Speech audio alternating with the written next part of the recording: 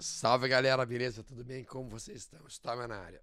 Eu estou bastante afônico. Então, vamos falar um pouquinho sobre o mercado financeiro. Vamos falar sobre o mercado Bolsa Americana, Bolsa Brasileira. O que a gente está esperando para a semana que está iniciando. Lembrando que a gente depois faz o vídeo sobre criptomoedas. Então, esse é o vídeo sobre mercados convencionais. Vou colocar na tela aqui imediatamente o Ibovespa, para que a gente possa ver como o Ibovespa está se comportando. O Ibovespa que conseguiu recentemente romper o seu topo histórico. Esse rompimento do topo histórico que o Ibovespa fez, usualmente é bastante positivo, porque ele vira a tendência para uma tendência primária, secundária e terciária de alta. Então agora o Ibovespa opera com todas as tendências em todos os time frames na direção da alta. Óbvio, a gente tem essa resistência incomodando aqui 140 mil pontos, mas o fato é que ao conseguirmos romper esta região, e seria bem importante para nós que nessa semana agora a gente conseguisse romper 140 a 381, isso abriria um viés totalmente comprador para a Bolsa Brasil, porque aí liberaria o ativo inclusive para buscar um prazo mais longo, o alvo de prazo principal que seria em 159, 160 mil pontos. Então o Ibovespa opera em alta, o Ibovespa opera numa movimentação de alta, o Ibovespa trabalha num cenário em que os investidores estrangeiros estão comprando muito bolsa no Brasil e por diferentes motivos, obviamente. Acredito que um dos principais seja realmente pela interpretação de que possa haver talvez mais equilíbrio fiscal nos próximos anos, a partir da eleição presidencial que iremos no ano que vem. Então o fato é que sim, entrou muito dinheiro estrangeiro. Esse dinheiro vem comprando Bolsa Brasil e vem pressionando inclusive o dólar para baixo, como a gente está bem ligado e sabendo bastante. Essa semana que está entrando, nós teremos na segunda-feira um feriado, tá? Na China. Temos PMI nos Estados Unidos amanhã, segunda-feira. Na quarta-feira, a gente tem PMI Estados Unidos, setor de serviços. E na quinta-feira, a gente tem Balança Comercial Brasil e Balança do Fed na quinta-feira. E na sexta-feira, a gente tem o payroll americano às 9h30 da manhã. Então, sexta-feira vai ser um dia bastante volátil, como a gente está olhando aí. Para o Brasil, a gente vê por enquanto o mercado ainda pressionado para a compra. A gente observa o dólar produzindo um padrão de ombro, cabeça, ombro. Sim. A semana que terminou com uma semana compradora. Usualmente esse tipo de semana produz mais pelo menos uma barra de alta. Isso recebe o nome de follow through, uma barra que dá seguimento a uma alta. Então a minha perspectiva para a semana que vem no dólar seria um movimento de alta. Eu não me surpreenderia muito se não fosse uma alta na semana que vem dentro do dólar. Quando a gente coloca aqui o gráfico, com os pontos de pivô, nós já conseguiríamos desenhar para a semana que vem algumas zonas de suporte, algumas zonas de resistência. Nós temos suportes concentrados aqui em 5.660, 5.679. Primeira resistência da semana que vem estará em 5.783. Próxima resistência da semana que vem em 5.849. E a resistência mais importante de toda a semana que vem, 5.952. Essas são as zonas, então, de resistência e suporte observadas dentro do dólar para a semana que está iniciando. Da maneira como eu vejo, esse candle aqui libera sim o dólar para buscar, ou pelo menos tentar buscar nas próximas semanas, a região de 5.981, mas isso especificamente somente se nós conseguirmos romper 5.768. Não chega a ser um sinal de compra para mim. Não é um sinal que me confiaria botar dinheiro na ponta da compra. Não, não é. Definitivamente não é. Eu não estou numa tendência de alta no diário. Eu não estou numa tendência de alta no semanal. Eu não estou em tendências que me permitam tomar posições de compra no dólar. O dólar segue pressionado a nível mundial, perdendo valor frente às principais moedas do mundo, inclusive frente às criptos. E a gente olha S&P 500 indo para o topo histórico, mostrando que também o dólar vem perdendo valor, até mesmo frente às ações do mercado americano, bolsa do mercado americano. Poderíamos até dizer que não são as ações americanas que estão se valorizando, mas sim o dólar perdendo valor e fazendo com que a gente tenha que pagar mais dólares para comprar uma mesma ação nos Estados Unidos. Então o S&P para mim fez um padrão, tá? Um padrão que eu entendo ser um padrão de V15 e que o objetivo ainda não foi atingido. O objetivo é voltar no topo histórico em 610 e eventualmente talvez até mesmo romper esse 610. Eventualmente talvez até romper esse 610. Na sexta-feira a gente fecha desta forma que aqui está, produzindo um padrão similar a um triângulo ascendente, como a gente pode ver aqui. Um padrão de continuação da movimentação de alta no S&P. Nasdaq.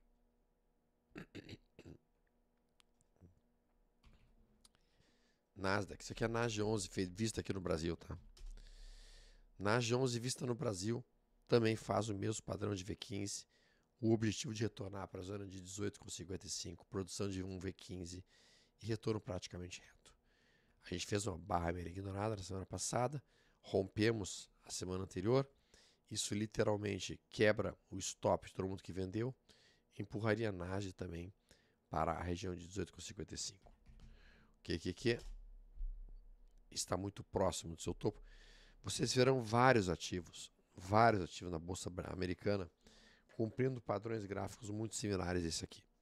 Uma queda, se aproximando do topo histórico, formando esses candles. Vários estão assim.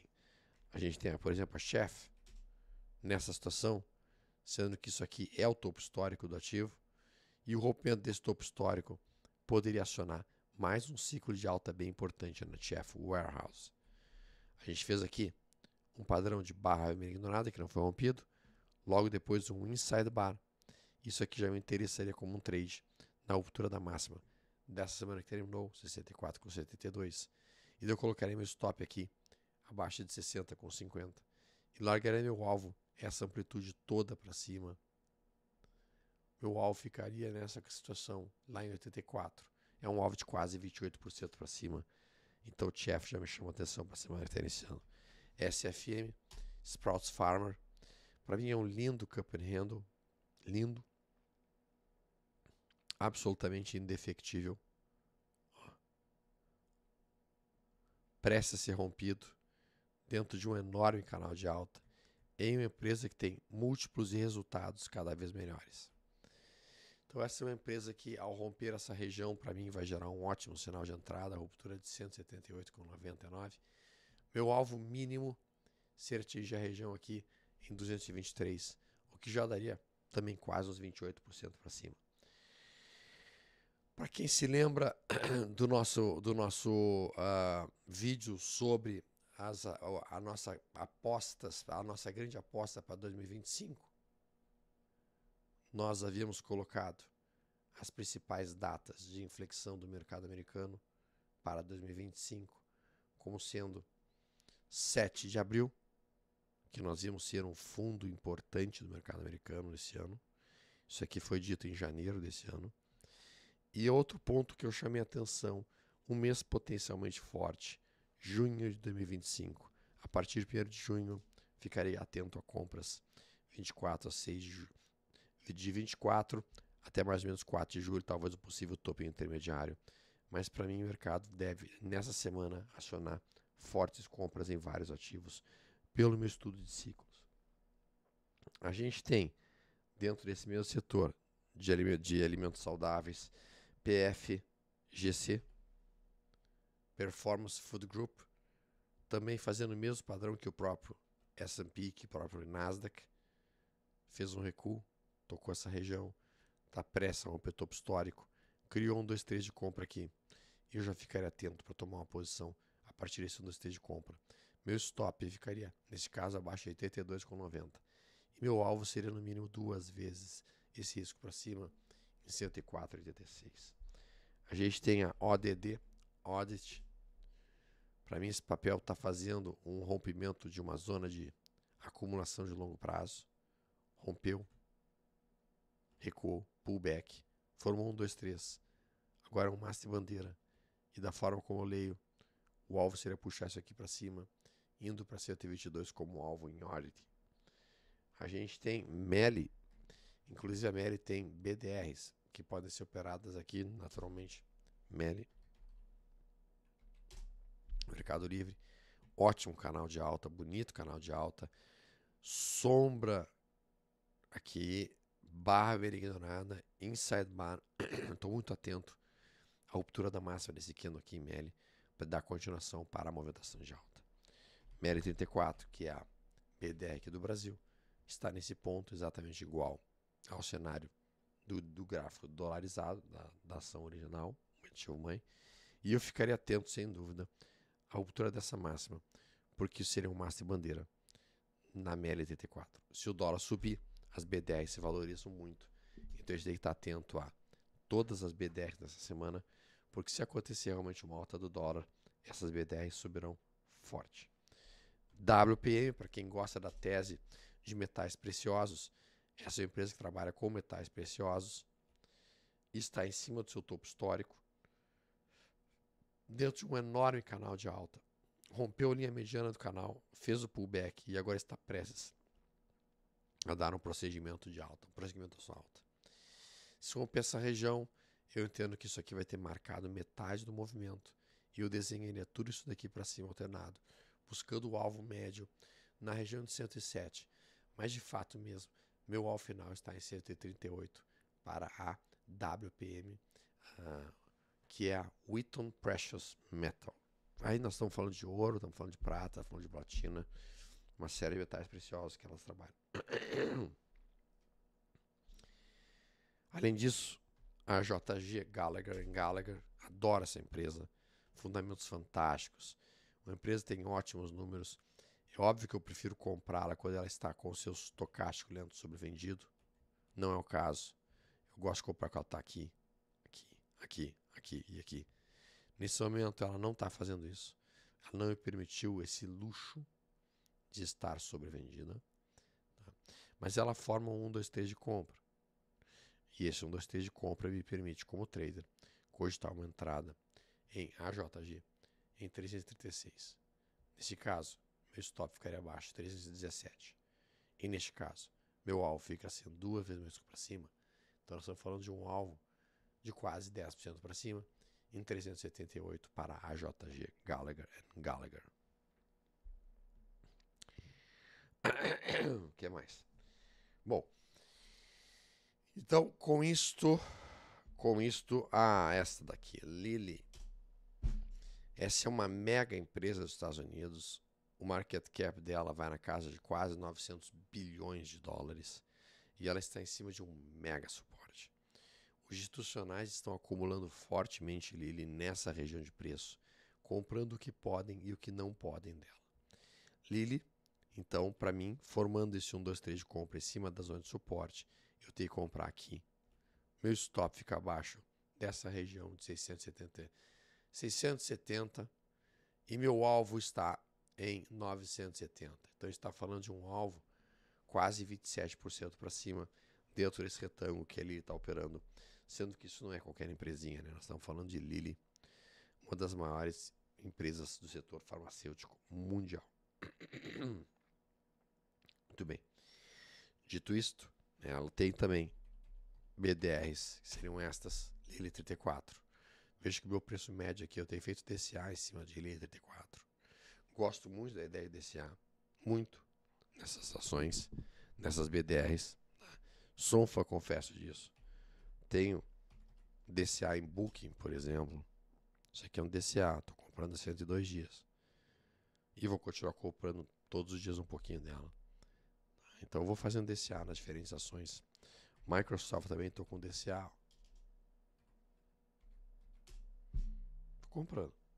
Todos os dias eu vou lá e compro um pouquinho. Meu preço médio está aqui assim. Ó.